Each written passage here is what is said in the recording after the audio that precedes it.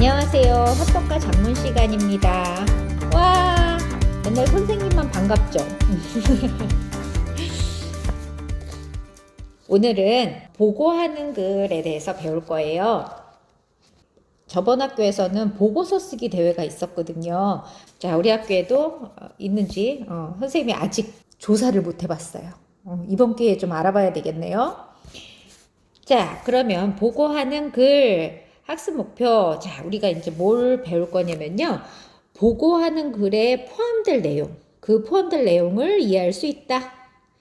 그러니까 보고하는 글에는 뭐가 포함돼야 되나? 우리가 지금 계속 여러 가지 글에 대해서 배우잖아요.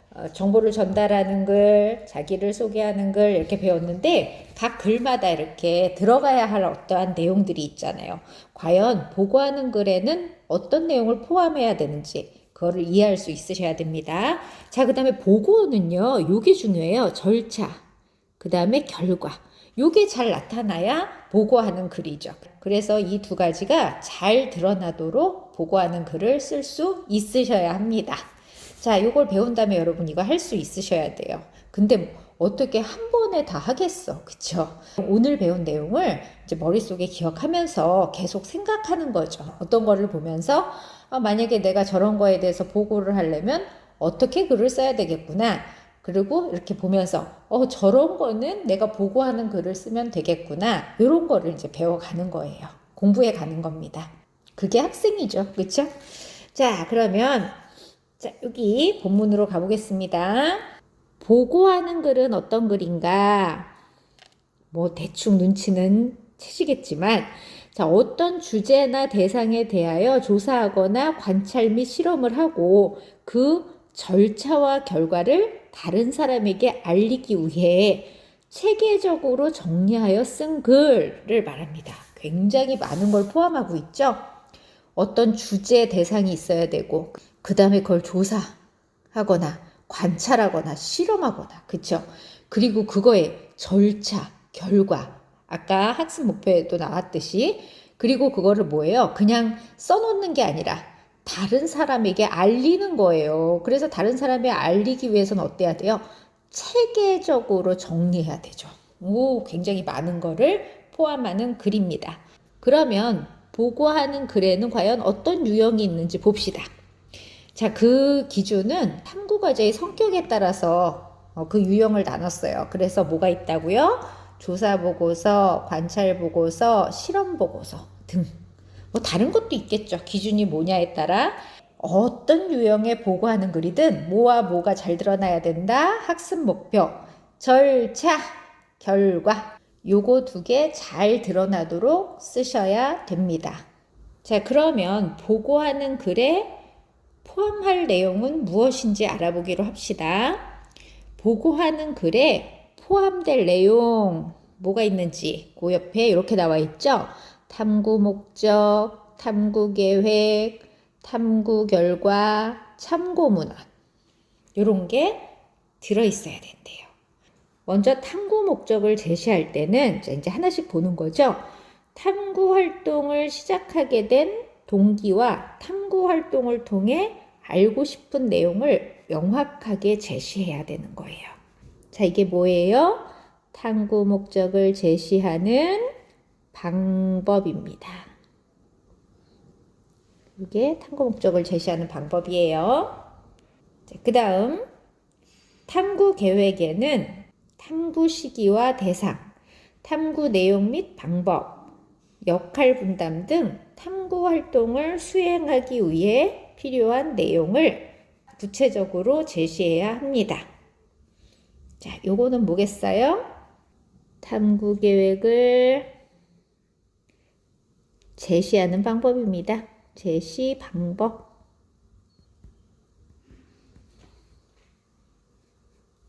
조사 보고서의 경우에는 책이나 신문, 인터넷 등을 활용한 자료 조사를 비롯하여 설문조사나 면담조사 등의 다양한 조사 방법을 구체적으로 제시하고 실험 보고서의 경우에는 실험 준비물과 실험 절차, 실험 환경 등을 구체적으로 제시한다.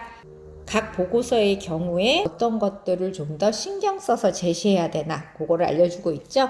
자, 그 다음에 탐구 결과. 자, 이 부분은 탐구 결과를 제시하는 방법입니다. 어떻게 제시해야 되냐면요. 객관성과 정확성을 바탕으로 내용을 왜곡하지 않아야 하며 탐구 목적을 충분히 달성할 수 있도록 내용을 정리하여 제시해야 됩니다. 그리고 그 아래에 경우에 따라 탐구 활동을 바탕으로 도출한 앞으로의 전망이나 탐구 활동을 통해 느낀 소감을 덧붙여 쓰기도 한다. 자, 이 부분은 탐구 결과에 추가할 수 있는 내용을 말합니다.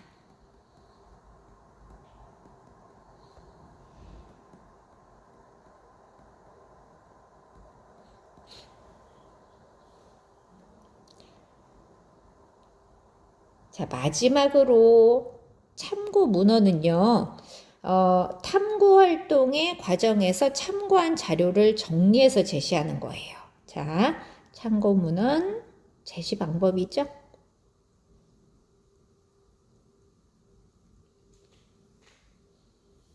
자, 그러면 이제 절차와 결과를 잘 드러내는 표현 방법을 보겠습니다. 보고하는 글은 탐구 활동의 절차와 결과가 잘 드러나게 쓰는 게 중요합니다. 학습 목표 있잖아요. 탐구 절차가 잘 드러나도록 쓰기 위해서는 자, 이제 절차를 잘 드러내는 표현 방법 배울 거고요. 그 아래 탐구 결과가 잘 드러나도록 쓰기 위한 방법을 배울 거예요.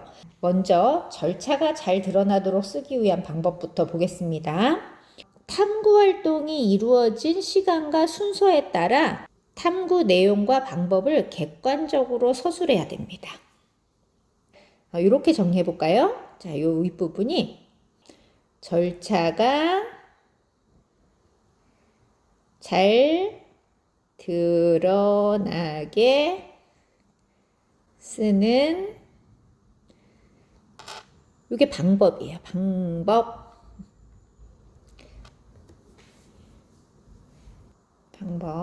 자, 그 다음에 왜곡이나 누락이 발생하지 않도록 주의해야 한다. 자, 여긴 뭐겠어요? 절차가 잘 드러나게 쓰는 유의점이에요. 유의점.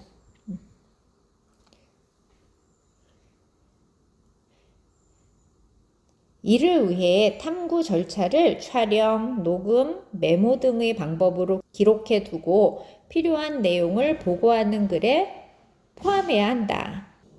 탐구 절차가 명확히 드러나야 탐구 결과에 대한 신뢰성을 확보할 수 있다. 자, 이거예요. 절차가 드러나게 쓰는 요거는 뭡니까? 이유예요. 절차가 잘 드러나게 쓰면 탐구 결과에 대한 신뢰성을 확보할 수 있습니다. 자, 그 다음에 이번에는 탐구 결과가 잘 드러나도록 쓰기 위한 자, 여기다 정리할까요? 여기다 아까처럼 정리하고 갑시다. 결과가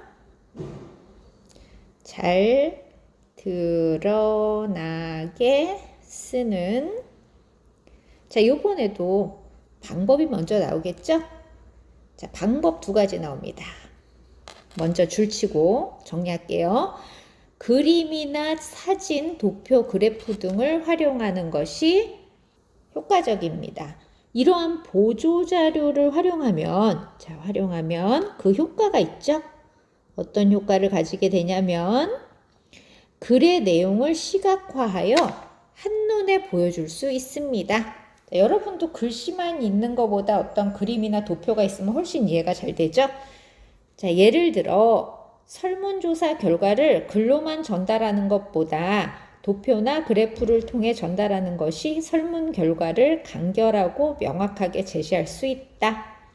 자, 또한 두 번째입니다. 정보를 정확하게 전달할 수 있는 표현을 사용하는 게 되게 중요해요.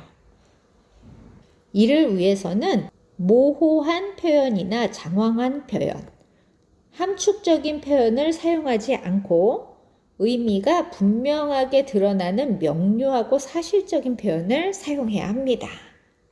자, 요 두 가지가 결과가 잘 드러나게 쓰는 방법입니다. 자, 방법 1번, 2번이에요. 마지막 단락입니다.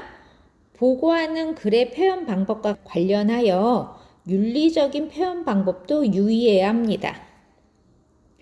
보고하는 글에, 자, 요건 기역, 니은으로 할게요.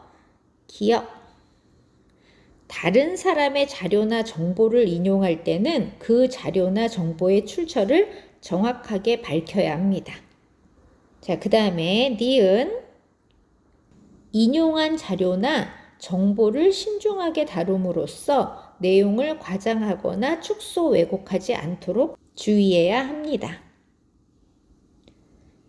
자, 요거 기억하고 니은은요.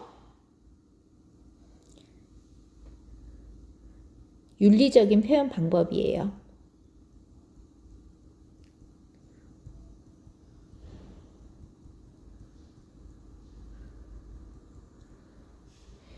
그러면 이건 뭐겠어요? 윤리적인 표현 방법을 왜 써야 되는 거예요?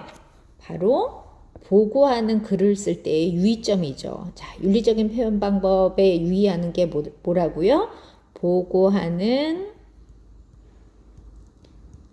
글을 쓸 때의 유의점입니다. 윤리적인 표현 방법. 항상 생각하면서 쓰셔야 돼요. 근데 이거 우리 언젠가 이거 배운 생각 나지 않으세요? 언젠가 이거 배웠어. 언제 배웠지? 바로 여기에요. 자, 33쪽. 의사소통 윤리준수. 기억나세요? 한번 가볼까요? 자, 그럼 33쪽으로 가보겠습니다. 자, 33쪽. 선생님은 깨끗하지만 여러분은 아마 줄이 쳐져 있을 거예요. 자, 바로 여기 있습니다. 다른 사람의 말이나 글을 적절하게 인용하는 방법. 그쵸? 기억나시죠? 즉 어떻게 해야 된대요? 인용한 자료의 출처를 명시하라. 그 다음에 내용을 과장, 축소, 왜곡 없이 정확하게 인용해라. 그 다음에 과도하게 인용하지 말아라. 자, 기억나시죠? 자, 중요한 내용이니까 잘 기억해 두시고요. 오늘은 보고하는 글 여기서 마치겠습니다.